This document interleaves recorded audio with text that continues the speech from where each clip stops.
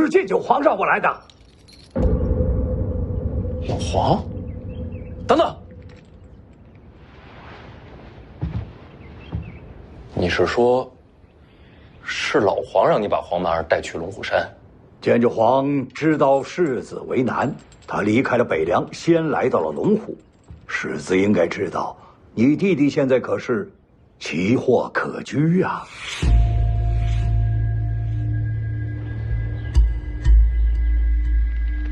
还查到些什么？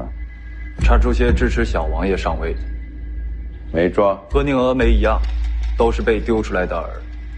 真正的幕后推手，藏得很好。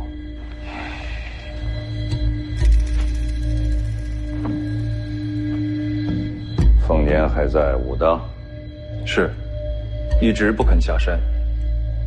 他会想明白的。皇室等北凉破绽，都快等疯了。但他们都知道，只要您还在一天，北凉就一定姓徐。人是会死的，所以小王爷才重要。您要是把北凉交给徐凤年，那皇室就可以借小王爷争权，北凉分崩离析。您要是把北凉交给小王爷，那正合了他们的意。黄满儿心智尚浅，怎么能斗得过皇室那些老奸巨猾的东西？所以呀，京城人都盯着小王爷。说句大话，如今天下，只有我龙虎山才能保小王爷无恙。龙虎山跟我们徐家可没什么交情。剑九皇曾经跟贫道说，小王爷天生神力，根骨非凡。那又如何？世子知不知道，贫道为什么至今未收徒啊？那是因为我这一脉祖传心法，对传人要求严苛，必须是根骨精奇，方能传承衣钵。剑九皇选我，那是因为我真心收徒啊，世子。确实如此，道统传承对门派来说重过生死啊。所以你会保护黄满儿？既为师徒，当然如此了。眼下京城和皇室都盯着我弟弟，龙虎山号称什么第一门派，真能挡得住皇权谕旨？这就是剑九皇来龙虎做的交易。什么交易？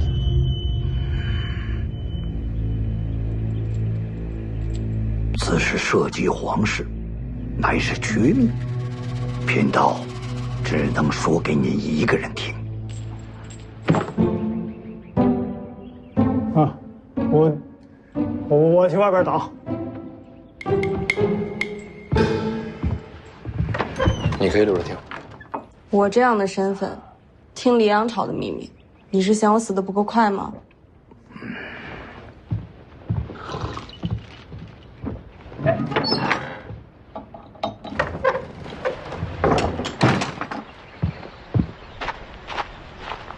你怎么也出来了？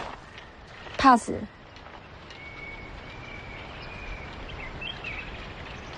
我真是看不懂你和徐凤年那小子。看不懂什么？小姑娘，世上人潮翻涌，遇到一个人不容易啊。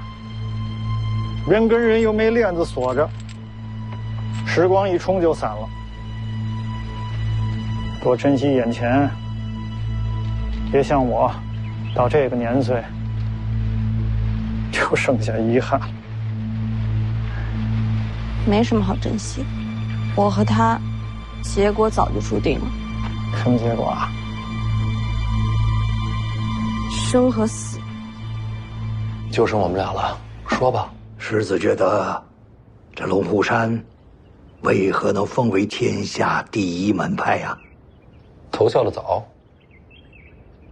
因为在龙虎藏着一个人，这个人也姓赵，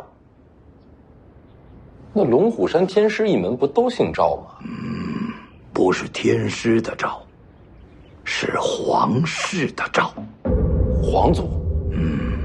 论辈分，他可是如今黎阳朝的老祖宗了。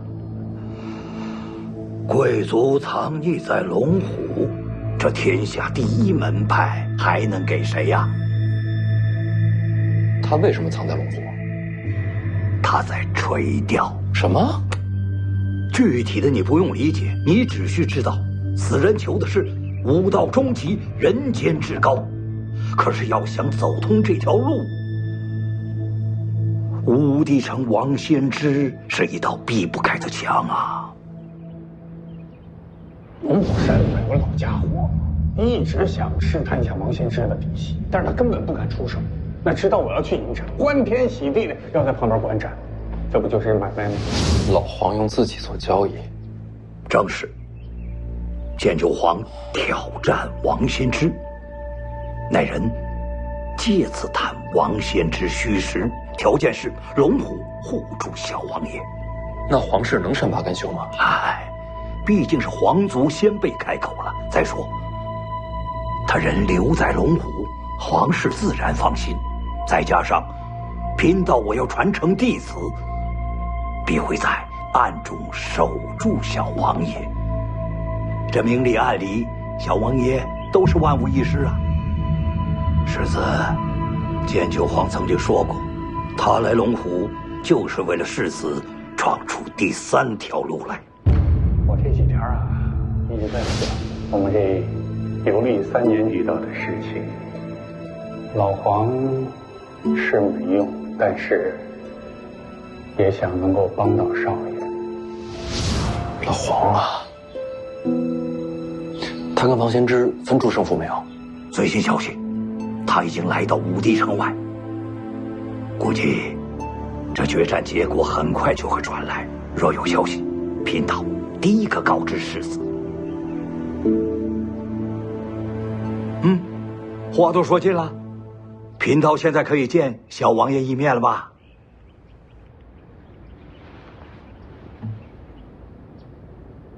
多谢天师，不必了。这已经是最好的出路了。远行龙虎山，黄满儿会想家。你要带他回北凉？我是他哥，我保护他。如果小王爷回去，那北凉未来必会大乱呐！我知道，我来应付。哥，我跟老道士去龙虎山。你不懂别胡说。我懂，我走，能帮到哥。胡扯！我用得着你来帮？就待在家里，天大的事儿有哥在。哥，我愿意去。哎呀！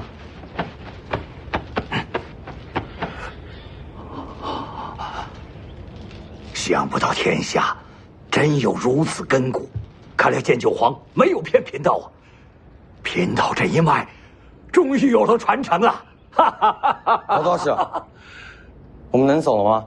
你得叫我师傅。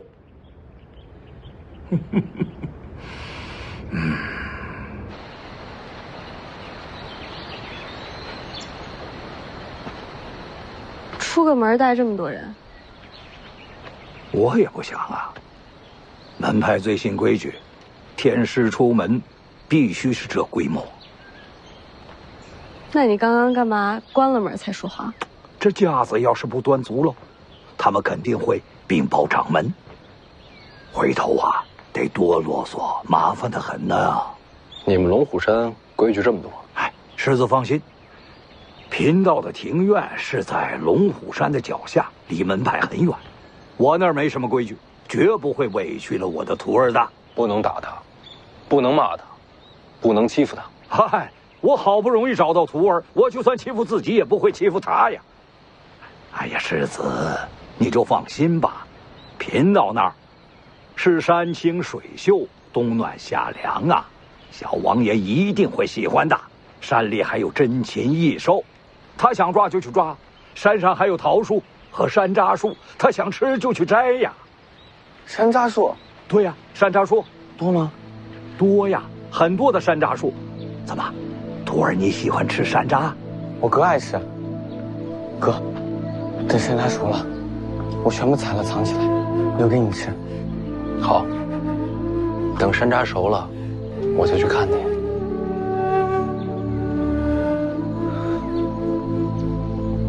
好了，我们走吧。喂，等等，黄妹儿，哥想跟你要样东西，这样以后哥想你的时候就可以看着它。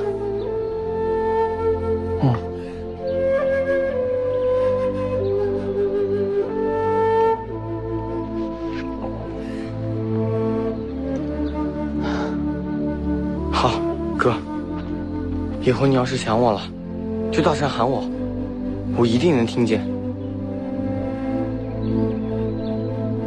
哎呀，好了，世子，来，徒儿，咱们走。哎，等等，世子啊，有2句话，能不能麻烦你转告给王重楼啊？你说。王掌门修炼的大黄庭声名遐迩，如此绝技，岂能蒙尘啊？龙虎山愿意上门切磋，求教大黄庭的风采，就这2句，烦请世子能够转告啊。这是要凭武力镇压武当。哎，门派之间嘛，都是这样。好了，徒儿，咱们走。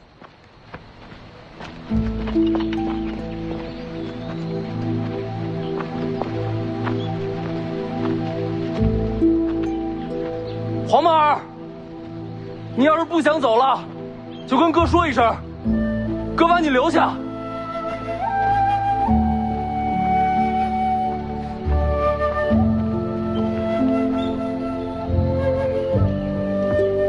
你知道怎么才能把他接回来吧？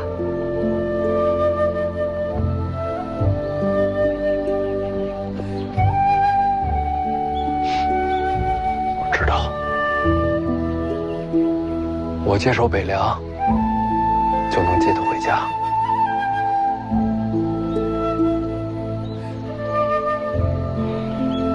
之前可一直说不想接手，把矛头都指向我，黄妹儿那边就轻松了。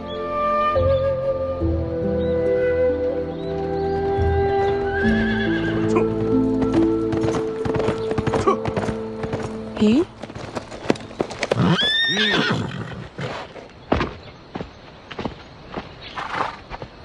这是出什么大事儿了？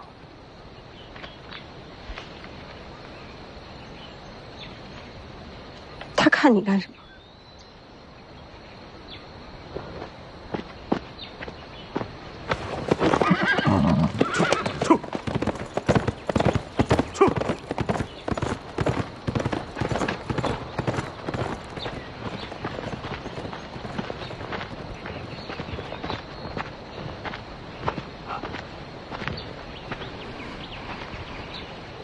出什么事儿了？我也是刚刚得到消息，跟我有关。说呀！剑九皇死了。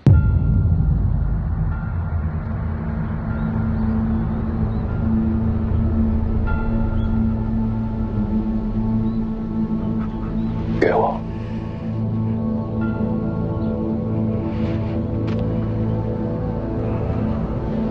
剑九皇，他去了武帝城后，先找了一个酒馆，要了2两黄酒，半斤酱肉，1碟花生米，炸的。他不喜欢粗泡，不喜欢水煮，就喜欢吃蘸盐的油炸花生。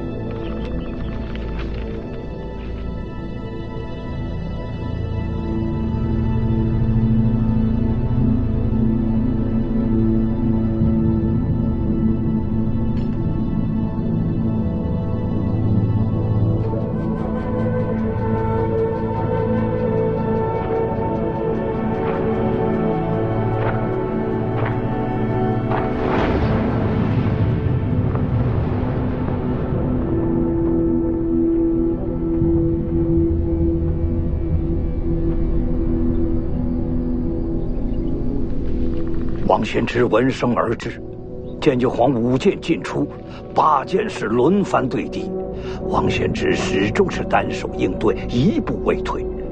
68招后，剑九皇用出剑九，有一武林人亲眼见到这一剑，称此剑如银河倒挂，倾泻千里，已非人间剑术。王献之终于动用双手，剑九挥去了王献之的袖袍，二人势均力敌，再战49招后，剑九皇力竭身亡。老黄没输，他就是老了。王献之亲口承认，若不是剑九皇力竭，这一战自己略处下风。剑九皇气绝之前，王献之问了这一招剑九的名字。6000里，这一剑是我取的名字。剑九6000里。王献之感叹：此剑一出，天下再没有更高的剑招了。他的剑匣去哪儿了？留在了武帝城头。终了时，剑九皇经脉俱断，盘坐城头，望着北方，死而不倒。还有人听见他直到死前一直在哼一首古怪的歌谣。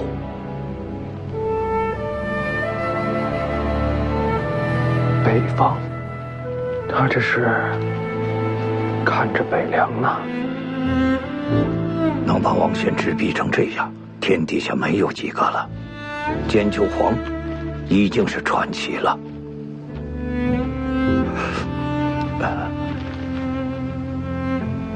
这封信能不能留给我？好吧，多谢。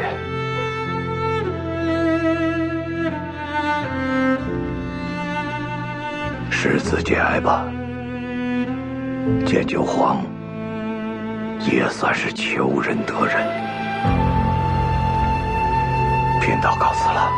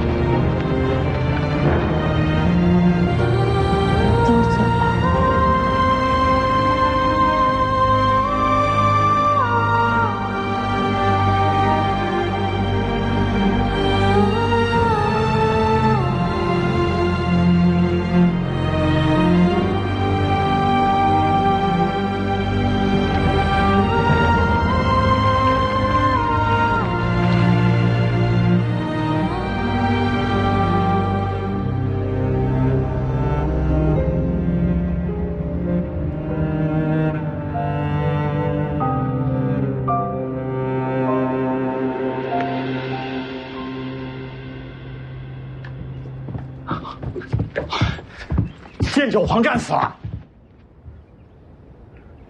听说记下了对战细节。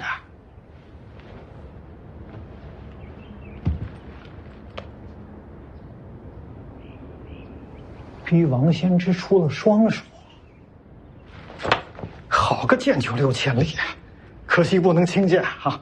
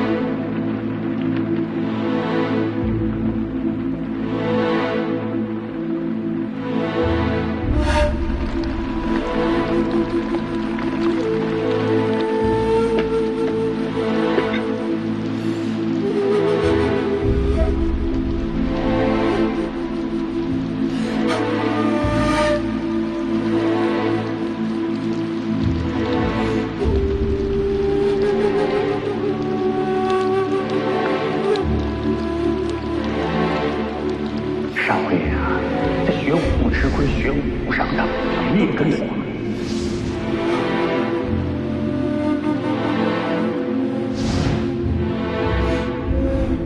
给到跟少爷游历这3年，把3年的点点滴滴融在里边，这才有了渐就。那就叫6000岁。能够被少爷需要，突然觉得我什么都不怕。我答应少爷，打完了马上回。第一件事，少爷烤地瓜。好。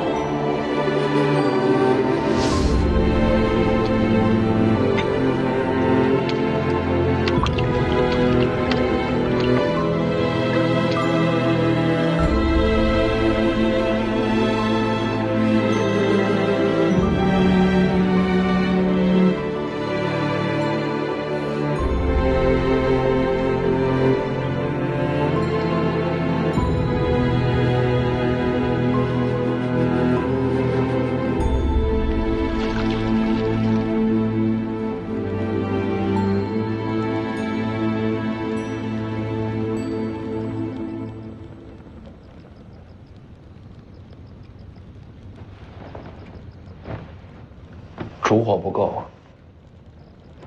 再亮点儿，我看不清楚。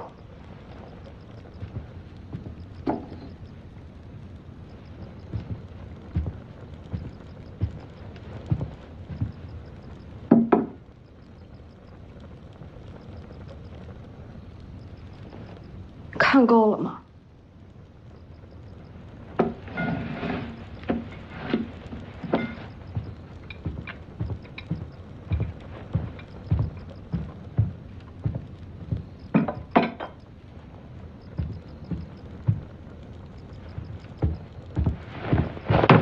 老黄死了，明白了吗？不对，什么不对？这信上写的不对。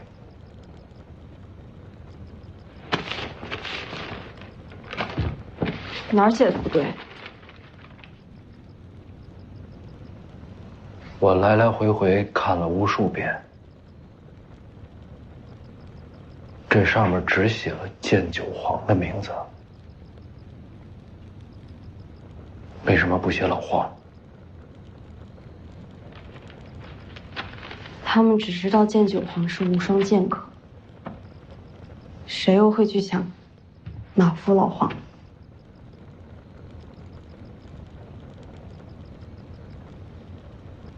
赵熙团说，剑九黄把王仙芝逼成那样，已经是传奇了。的确是传奇。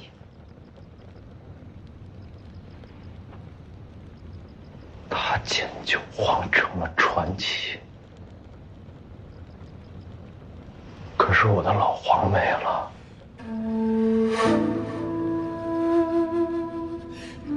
我宁愿他不当上传奇，我宁愿他输了之后灰头土脸的跑回北凉。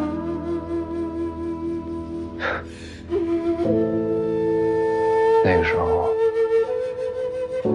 我肯定大笑一场，然后再去让他偷地瓜来烤。老黄没了。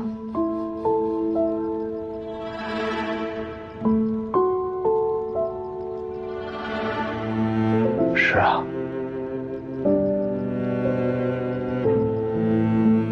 老黄没了。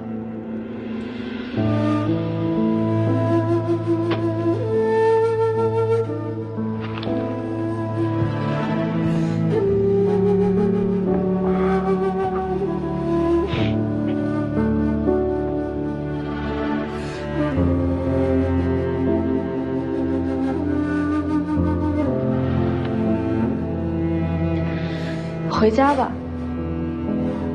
你弟弟去了龙虎山，你也没必要再待在武当山了。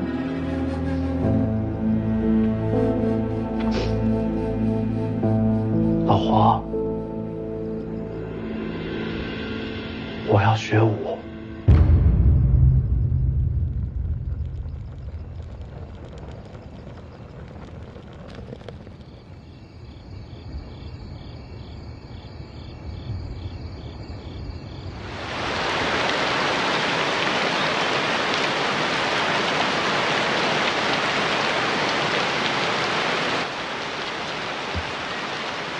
想学武？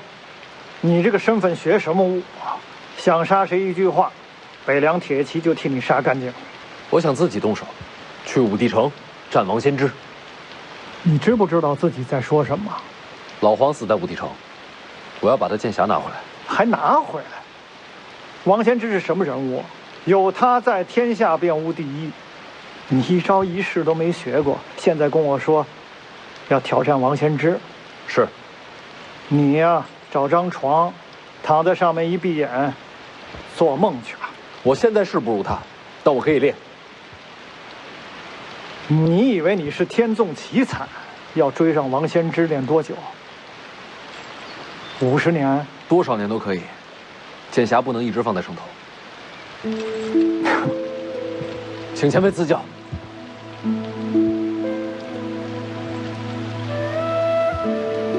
你来真的？行，想练什么？我只有刀。那就练刀。把刀提起来，手臂伸直，站半个时辰。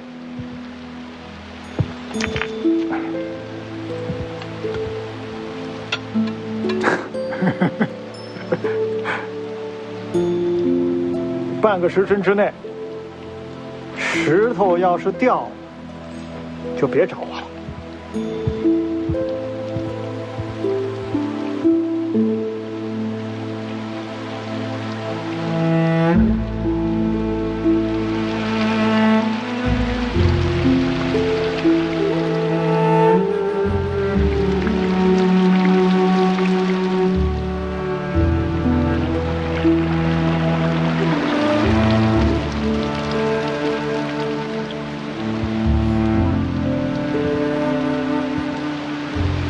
没事吧你？离我远点。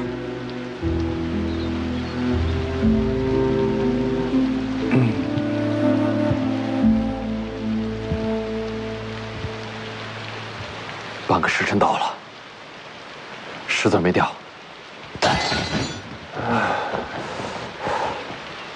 佩服。接下来练4个动作：直刺、斜撩、竖劈、回来。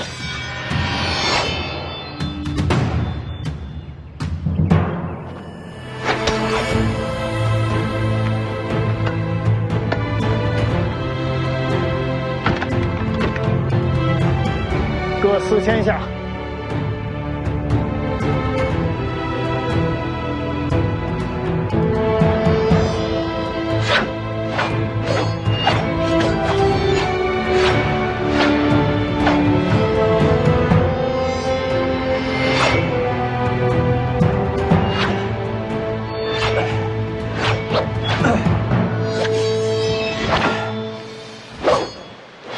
你要明白，王先知是天下习武之人的心魔，是一座无法逾越的高山。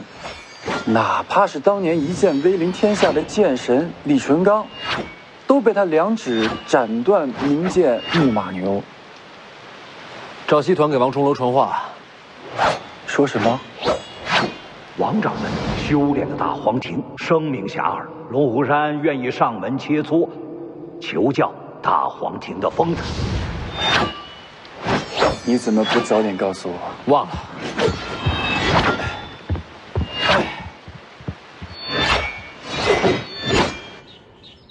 登门求教，这是下战书啊！龙虎山就要对我们动手了。咱也没招惹龙虎山。龙虎山如日中天，又有朝廷做靠山。我既然练成了大黄庭，他们自然想打败我，好踩着武当的名头往上爬。咱打赢他不就行了吗？哪有那么容易啊！真打赢了，武当岂不成了龙虎山头号大敌？真到那时候，只怕武当真的要毁在我王重楼手里喽。不能赢又不能输，这也太难了。徐丰年在做什么？还在练刀。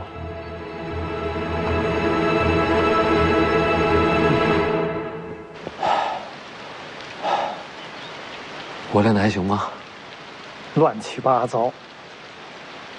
明天4个动作各加1000下。看来我还有点天赋啊。谁跟你说的？您答应老黄，只保我2个月，时限一到可就走了。现在2个月已经过了。我要是真朽木不可雕的话，您还能留在这儿教我？你们姓徐的，一个个都阴险狡猾。那您觉得我天赋有多好？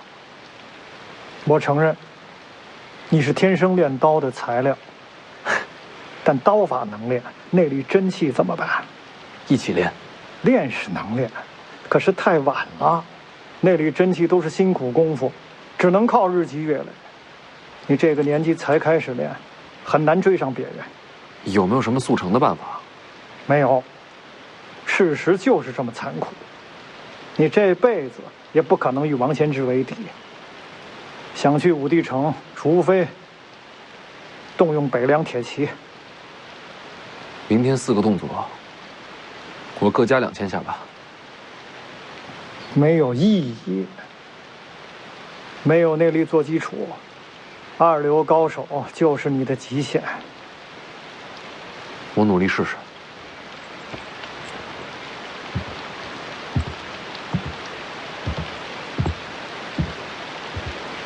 内力，真气。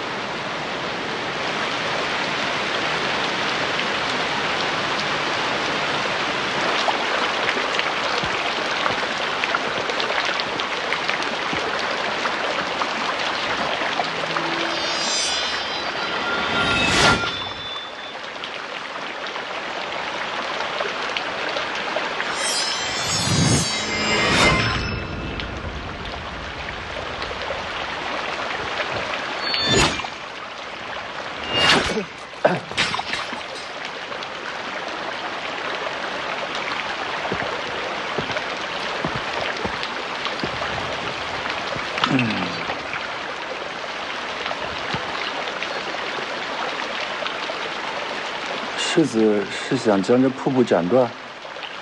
我是想试试能不能练出真气。你这样是斩不断的。你能斩断？我也斩不断，但或许能不伤手。来一刀试试。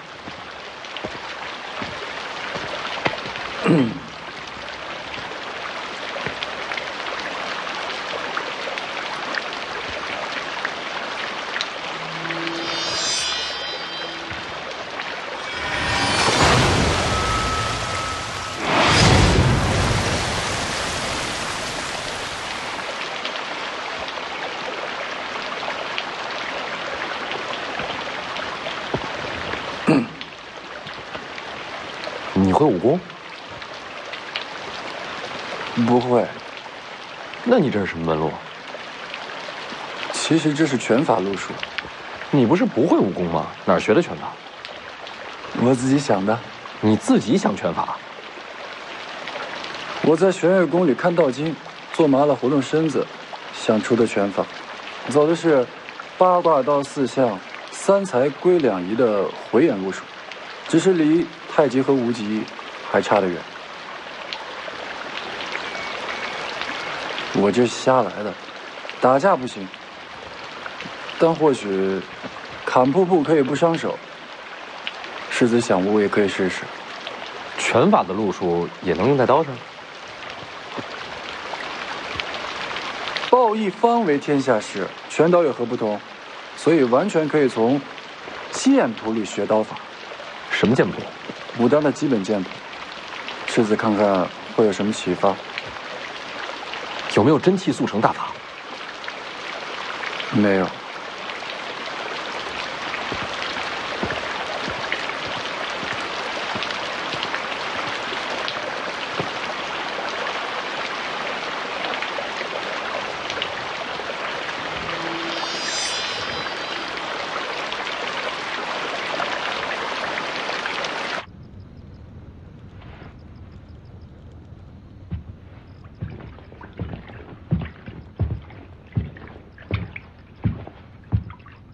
丑死了，洗完再睡。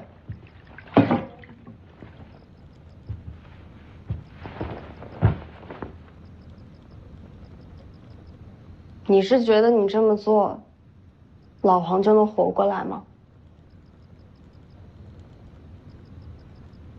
？3年游历，老黄一直劝我学武，我总当耳旁风。我老觉得凭自己的智慧解决问题，才是真本事。但我现在才明白，我那些所谓的智慧，什么用都没有。被逼到了绝路上，是老黄替我闯出了一线生机。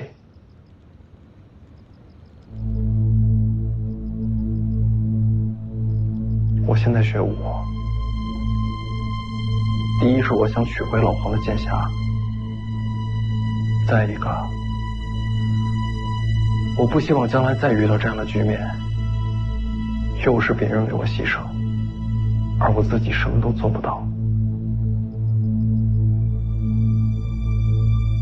如果老黄看到我能保护我自己，他大概会笑吧。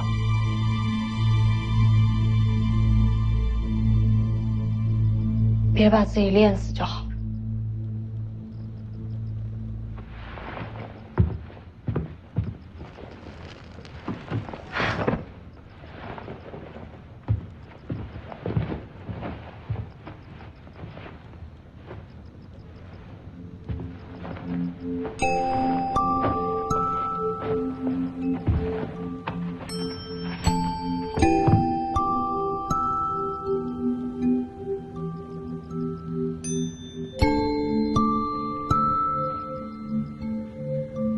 江妮啊，你答应我个事儿呗。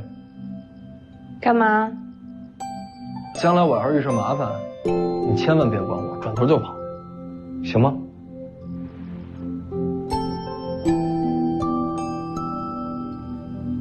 吵死了，睡觉。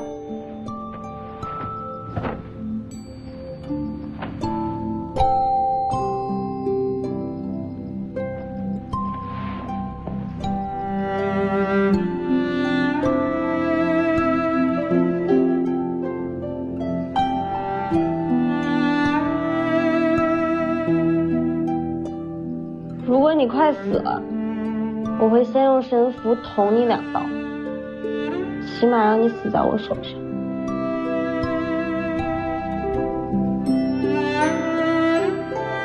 那你可扎准了，死不成又赔钱。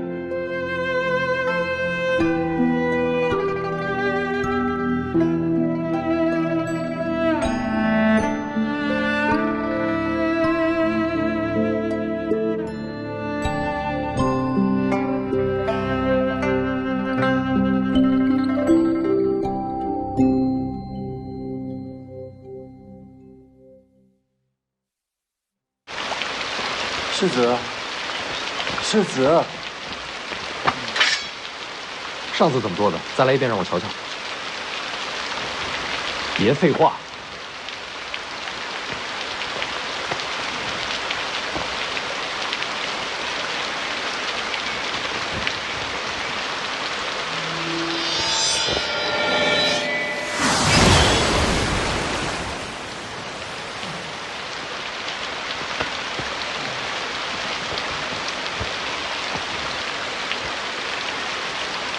这是在化缘，所以本质上还是复归于无极的道理。世子，你看2遍就明白了。技巧方面接近于借力卸力。确实如此。你让我再想想。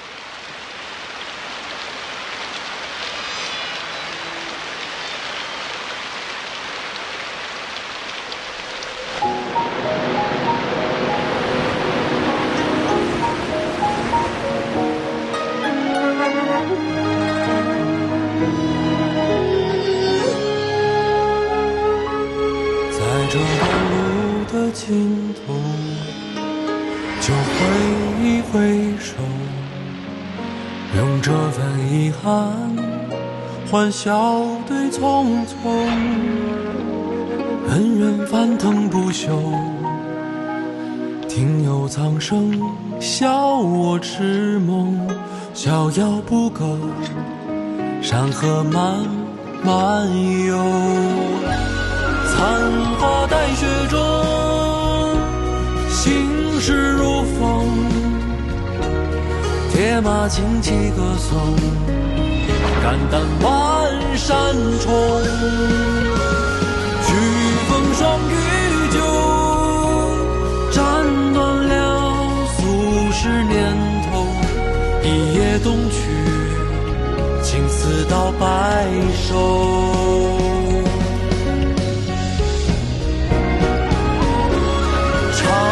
踏雪中，心事无空，消散爱恨与风，无欲也无求。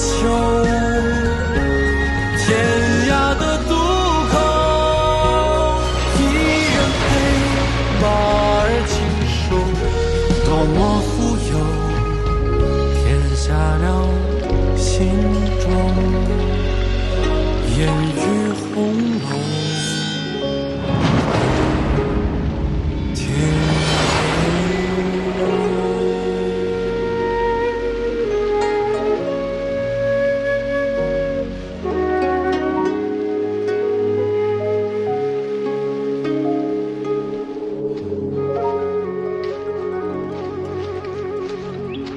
今天居然没晕倒。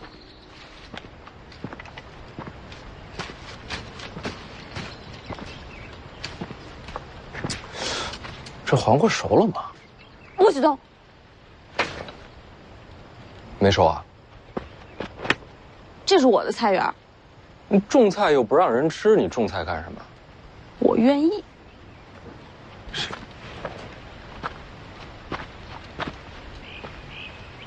哎，我就不信，你还能12个时辰守在这儿。逗你呢，我北凉世子怎么可能偷你的菜？你什么事儿干不出来？时间还早，我再去练会儿刀。地瓜？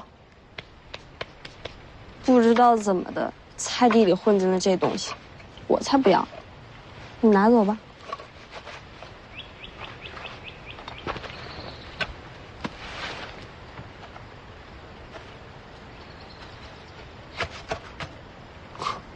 走，别烦我。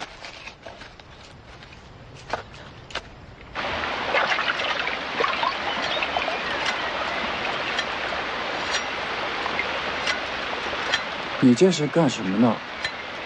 这法子挺适合练手法力的。倒是有趣。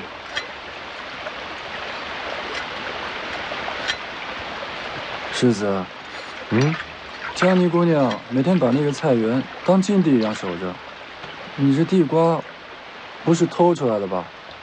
我担心她回头会砍死你。武当山上谁敢动那丫头的菜园啊？那江妮姑娘为什么那么喜欢菜园子？大概是因为从小到大，从来没有什么东西是真正属于她的吧。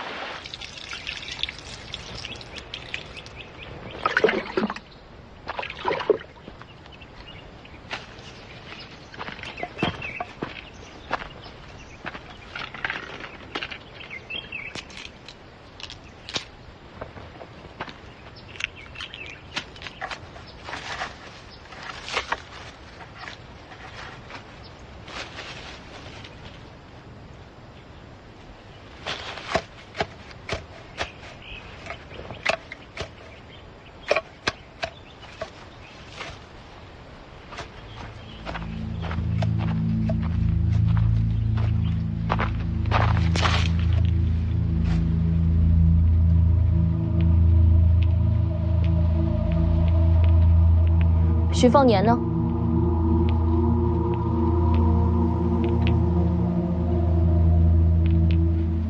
问你话呢？徐凤年两兄弟人在哪儿？这下人难道听不懂官话？你在踩我的菜！大胆！等等，你为什么推我？你踩坏了我的菜，你为了这些菜推我？这是我的，不识抬举，让老奴来教训他。打个丫鬟也不算本事，我给你个机会，现在认错。是你先踩进来的，把这菜园给我毁了。是，快！是。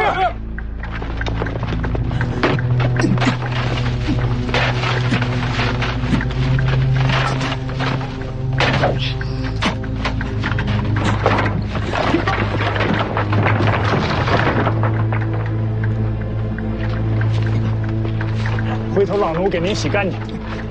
不要了，回头烧了。是。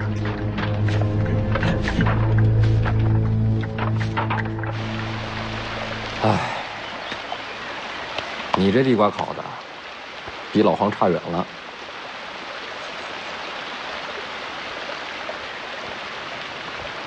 世子，你练武是为了上武帝城？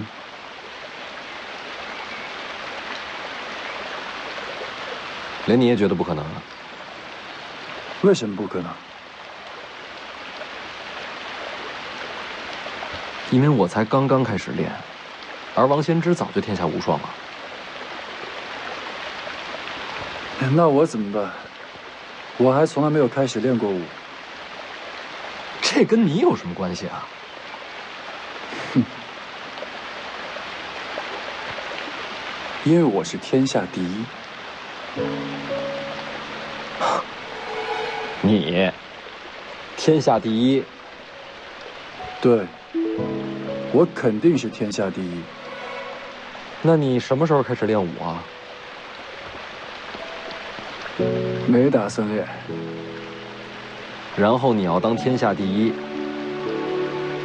我答应过掌门师兄，不成天下第一，誓不下山。我总是要下山的。你就从来没想过，这事儿不可能？我相信自己，所以世子你也要相信自己，你一定能登入武帝城，取回剑匣。哼，听上去好像是两个疯子在聊天。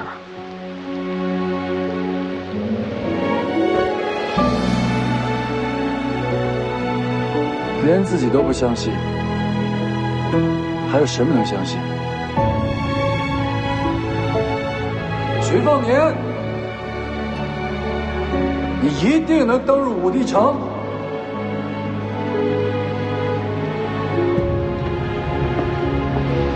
好，洪喜相，我等你天下第一。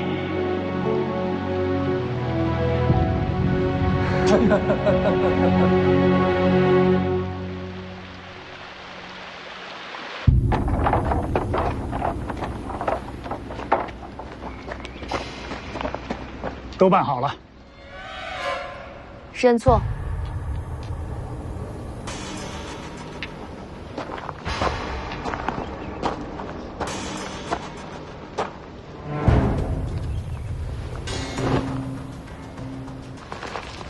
要哭？眼泪可没用。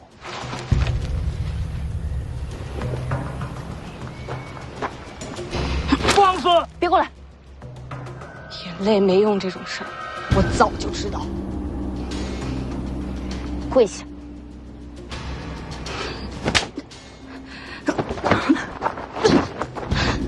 你还想还手？您何等身份，无需亲自动手，别落了脸面。张嘴，打到认错为止。是，上。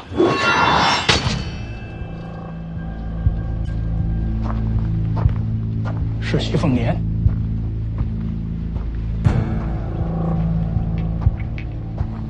这位想必就是北凉世子了。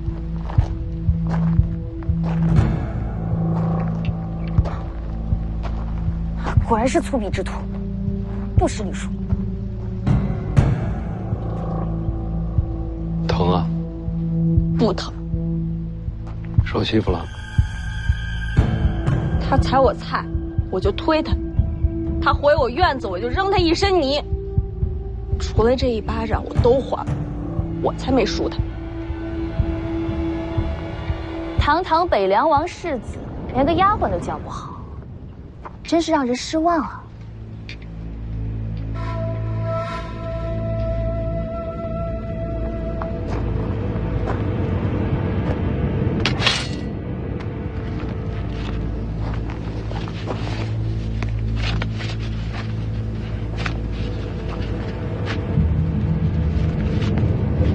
你这是什么意思？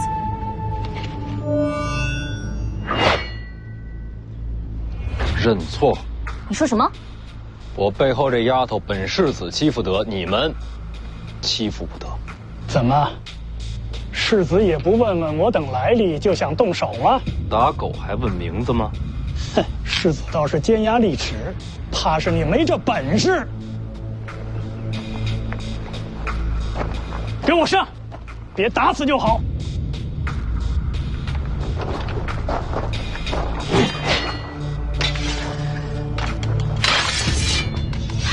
这就收到了。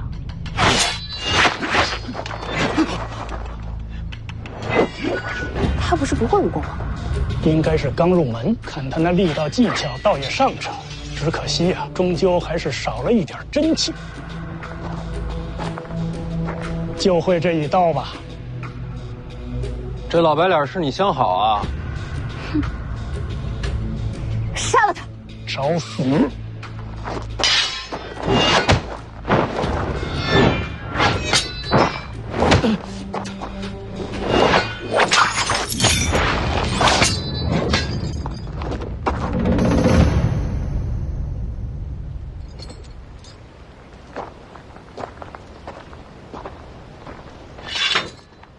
刀握紧点儿。阁下何人也？要打就打，你管我是谁？你，徐凤年，你知道我是谁吗？当年隋国在泰山挖了2颗夜明珠，这事儿我还是听说过的。随珠公主的名号不就这么来的吗？既然猜中了我的身份，那还不跪下？应该是你跪我吧。3年之前咱俩有过婚约，虽然我外出游历3年，这婚事没成，但你也得算我半个娘子啊。徐凤年，我这人好说话，你不用跪我，给他道个歉就行。你让本公主给一个丫鬟低头认错，凭什么？前辈，打得赢吗？当然。就凭我这边能打呀！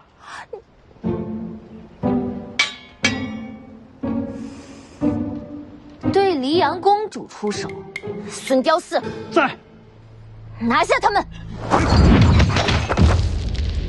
掌门，人到半山了，咱们就这么不闻不问吗？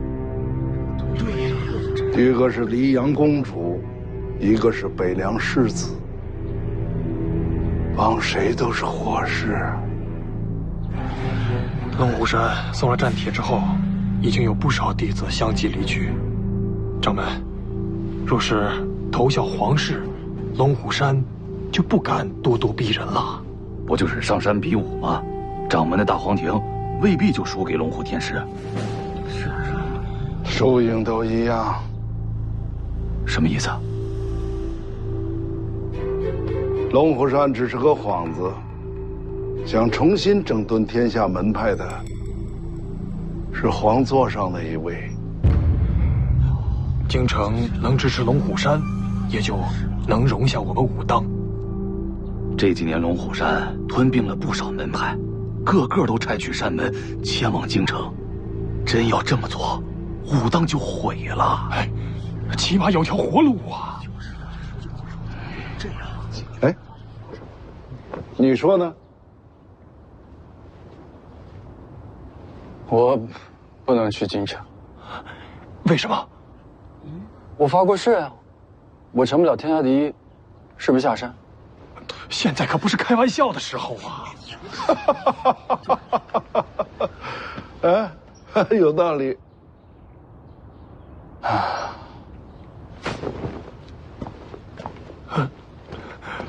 掌门，掌门，掌门，掌门！哎，这会儿可以认错了吧？你到底要怎样？听不懂人话，叫你认错。不用认错，我只要我的菜园。什么？还我菜园！你好大的胆子！那就不认错，赔菜园。这破烂菜园能值几个钱啊？我说它值1000两黄金。好，1000两就1000两，回头给你送过来。回头？想赖账啊？现在没钱。手上拿的那是什么？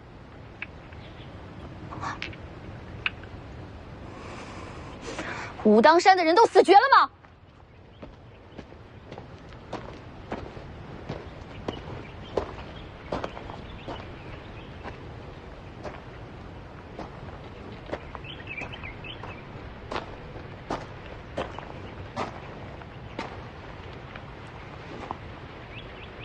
你是武当的？武当掌门王重楼见过殿下。我现在命令你们武当即刻出手，将这3人拿下。说来惭愧，本教只求心性，不善武功。武当山连皇室之命都敢违抗，实在是武功低微，让公主失望了。你这是要让自家山门万劫不复了。哎，我刚刚听到殿下跟世子说起了黄金，倒不如由贫道先替公主垫上吧。那可得让公主先写个借据，按个手印儿。很好，武当这是要当徐凤年的狗了。你这么说话，怎么跟人借钱？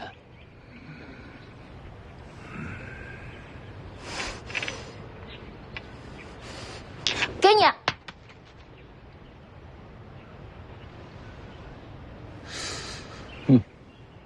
一颗算你500两吧。都给你。前辈，请收刀。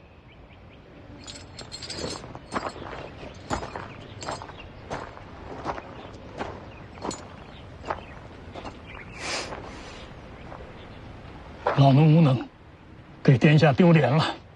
与你无关。行了吧？你得问他。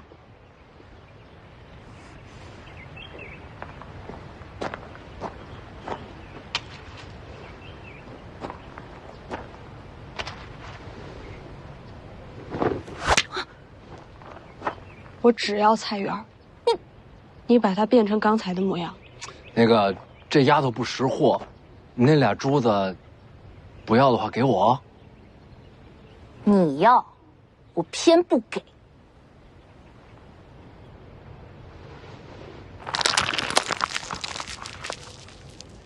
不会过日子，这败家娘们。徐凤年，王重楼，你们记住今天，把车复原。快去。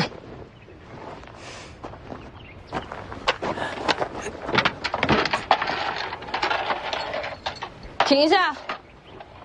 又怎么了？我想了想，你的人太脏了，还是别动我的菜园了。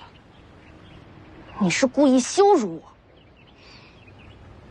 你给了我一巴掌，我羞辱你，勉勉强强算还清了。你还有什么话说？公主请自便。寻龙巷呢？殿下是来找我弟弟的，嫁我不成就要当我弟妹？你别欺人太甚了。我弟弟已经被人带去龙虎山了，不信你问掌门。贫道可以作证。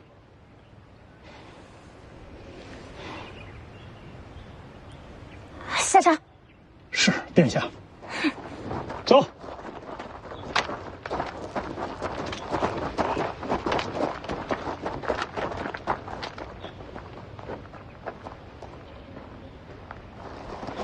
掌门，这可太不给公主面子了。世子可有闲暇聊上几句？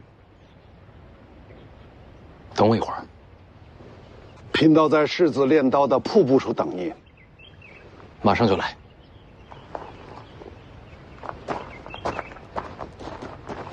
咱马上回北凉，防止公主的手下找您麻烦。我还怕他不成？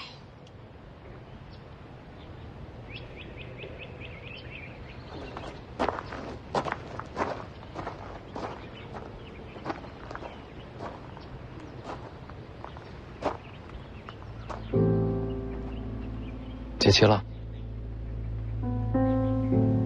我没惹他，是他先踩我菜的。我知道，他是找你来的。是我连累你。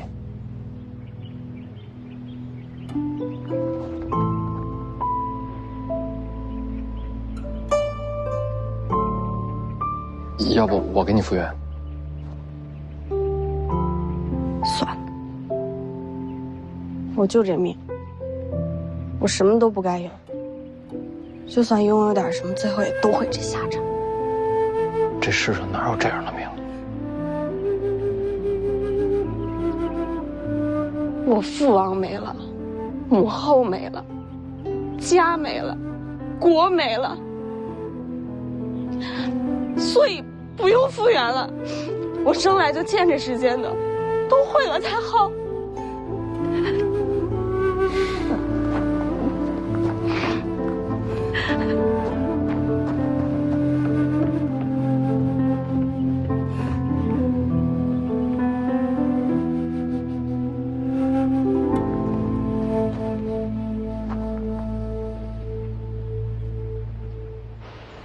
公主殿下，都是老奴无能，让殿下受辱了。派人查查，徐龙相是不是真的去了龙虎山？是，殿下。你觉得徐凤年怎么样？回殿下，此人胆大包天。胆子大不大不重要，关键是人够不够聪明。此人倒是言辞犀利，应该不是愚蠢之徒。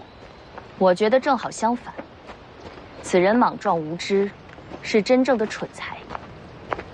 殿下，为何对其评价如此低下？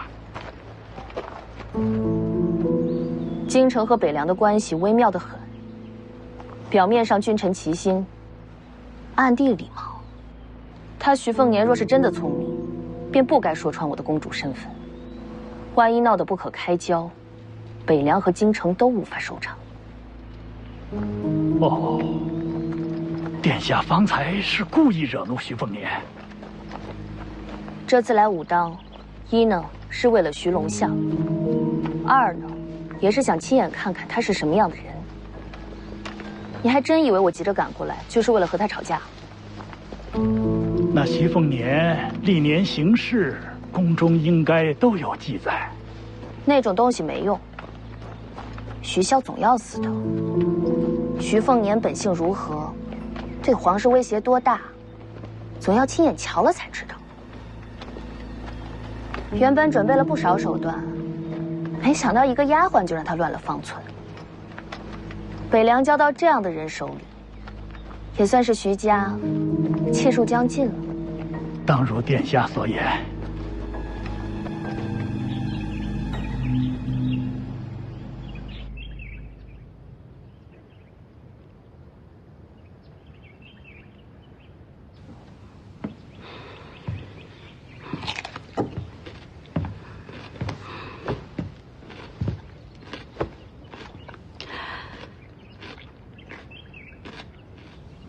我觉得你命还可以，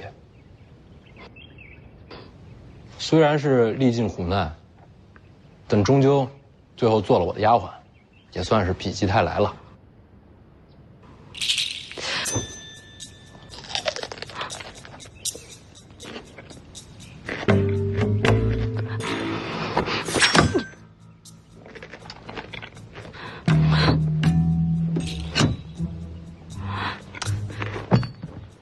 你这算是刺杀未遂了吧？是不是得赔钱啊？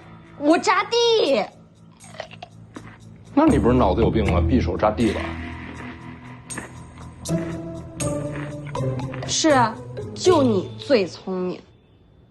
你刚刚故意挑衅嘛，就为了让那公主觉得你冲动易怒，是个白痴。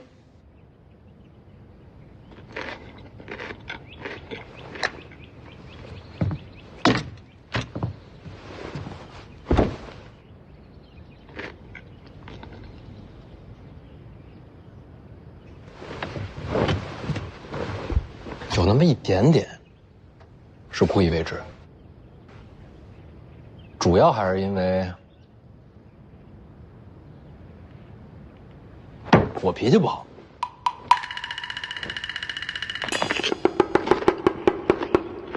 那你就是真白痴。你呢？明知道对方人多势众，你还针锋相对，那不是自找苦吃吗？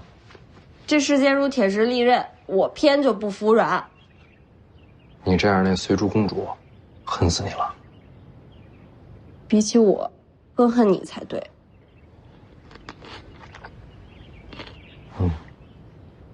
管他做甚，吃瓜吃瓜。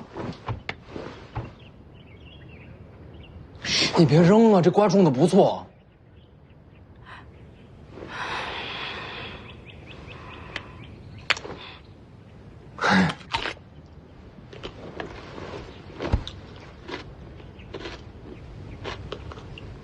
那还有几根。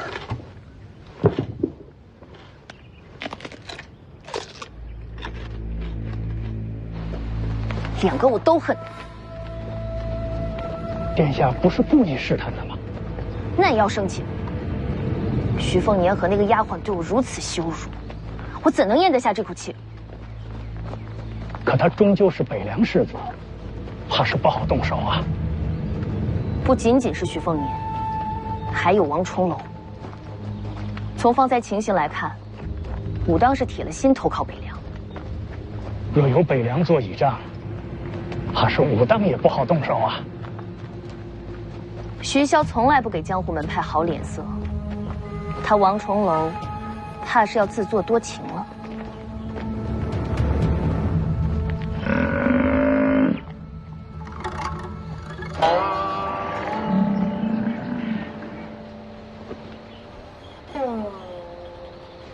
前方何人在此挡道？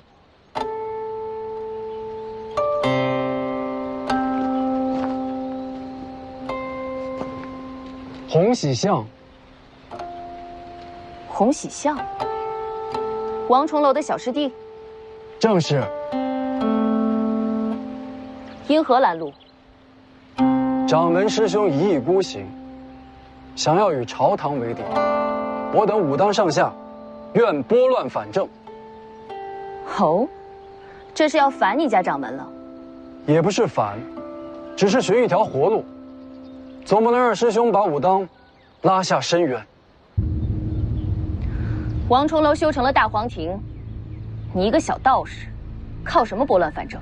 平日确实是拦不住，今日却有个机会，请二位随我回去。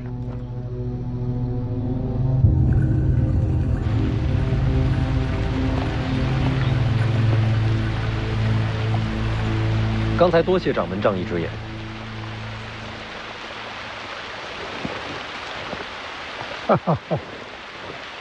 不是仗义，是功利。方才那局面，我为您说话，就是要告诉公主殿下，武当已为北凉马首是瞻。其实掌门可以两不相帮。世子觉得江湖如何？肆意洒脱，令人向往。江也好，湖也罢，原本无足轻重。朝堂之争才是水下暗流，能激起滔天巨浪。所谓江湖门派，不过是水面上的几叶扁舟，若无根基，随时便有倾覆之象。眼下最大的两股暗流，便是京城与北凉了。武当已处在积水滩头，若再是瞻前顾后，两不相帮，终将被巨浪吞没。我大概明白了，武当是想投入北凉旗下，自保罢了。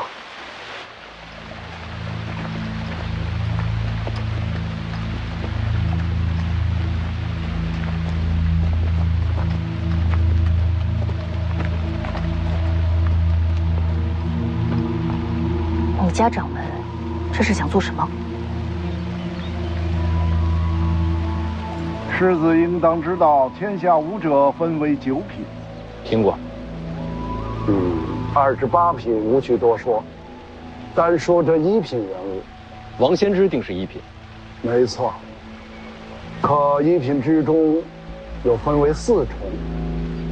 第1重金刚镜，金刚镜才是武者登堂入室，外敌难坏，根骨不朽。陪您上山的那位，大约就是这个境界。过了金刚镜，便是指玄，更是妙不可言。建九皇就曾是指玄镜。老黄，您说他曾是指玄？武帝城头一战，建九皇最后一式6000里，已是稳稳的天象境界，已经很了不起了。确实，天下众生能入天象者屈指可数。武帝城王仙芝，在这重境界已做了半辈子，实在是高不可攀呐。1品4重境界，金刚指玄天象，这才3重啊。最上一重称为地仙，这重境界也就只是传说了。往上再无景色了。1品之上可成天人。怎样才算天人？4重境界虚无缥缈，我应该是看不到了。掌门特地跟我说明这些，又是为何？听说世子想要登上武帝城，那最起码也要到指玄境。世子天资没有问题，就是起步晚了。那也没办法，我慢慢练吧。武当大皇庭虽非天下最强武学，可绝对称得上特别啊。怎么个特别法？大皇庭能改人根骨，这世子应该知道。除了改人根骨，大皇庭最神奇之处，就是替人做嫁衣。嫁衣？修大皇庭者，可将一身真气送与他人。真气送人？那你们人人修炼大皇庭，集中到一人身上，岂不是天下无敌了？启禀公主，大皇庭极难修炼。近些年来，除了我家掌门一人，无人习得。那还好。而且还有一个苛刻条件，就是大皇庭只能传于从未修炼过真气之人，而且传送之后，具体吸收多少，要看天命，往往只有10之5、6。你要把大皇庭传给我？等等，传完真气你会怎么样？真气散尽，自然是命不久矣。你疯了吗？听到清醒的。你为了帮我，你命都不要了，我跟你不熟啊。不是为你，是为武当。我说得很清楚了。依靠北凉，武当才能传承下去。许孝不会同意的。不重要，只要看到我为你传功，谁都会相信。武当已是北凉麾下门派了。谁能看到啊？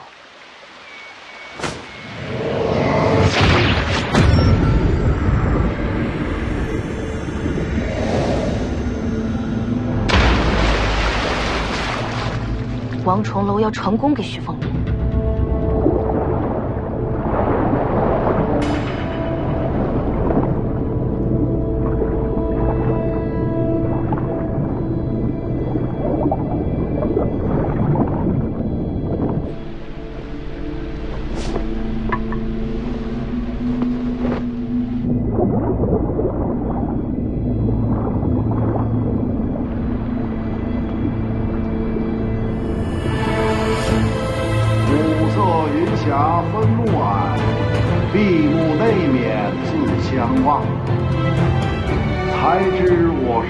皆洞天，原来皇庭是福地。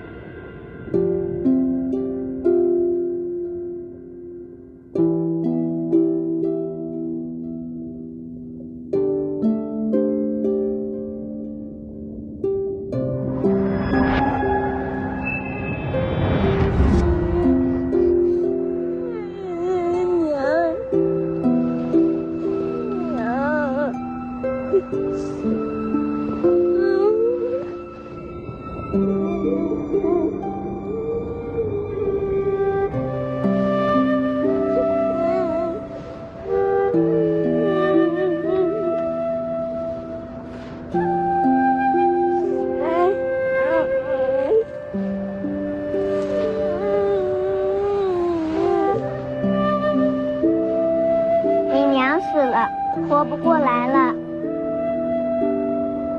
可是你还有爹，还有姐姐，还有弟弟，我全家就剩我一个人了。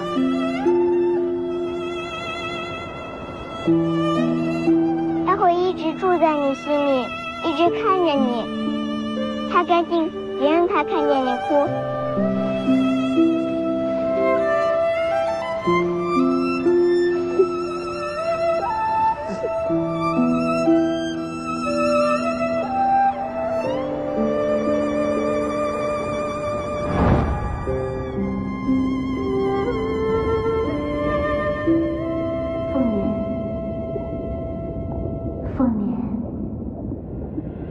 凤年，